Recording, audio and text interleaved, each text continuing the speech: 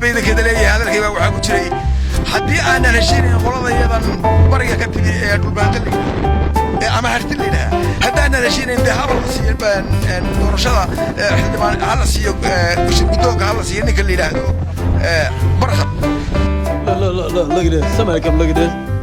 at this somebody come and look at this meel buu ka qodbay aanu malinaya in lagu sheego wuxuu yiri hooyadii waa midgaan anigu sheegay hooyadii waa midgaan oo abtigu uu dooranay لا حول الله ولا قوة إلا بالله أنا وحبك ورن ماي وحلا لو حك ورنايا ما جرتو هدي متقال لي هدي قبيل لي هدي ما دمان لي هي مواطن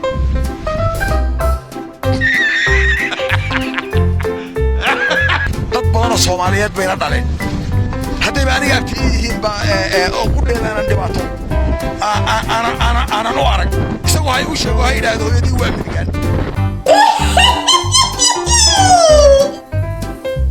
لا والله ما أنت حاجة وحانو صوف فريستي هذا الذي كصوب حي وسير كهولها هولها جود عبد الرشيد قنبه وأنا جاي وحنا وسير مركو ورانكو همبليين يا dad waxa jira badan oo hadaynu nahay Soomaaliland ama Soomaaliba inta wala kala lumaya dad badan oo baadidoona lagu jirnay oo laga lumayno dhalnay ama abti aanu ahaano ama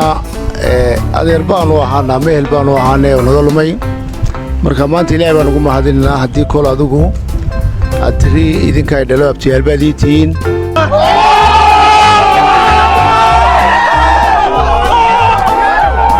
عبد الرزاق مو ورانه abtiyaaladu inkaar bay leeyihiin qofkuna waxa fiican inuu abtiyaaladii ka xishoodo marka abti naga xishood DNA waxba ka qaadimayna kula dad adigu qiratay oo tiriidinka ay dhalay waan ku soo dhaweynaynaa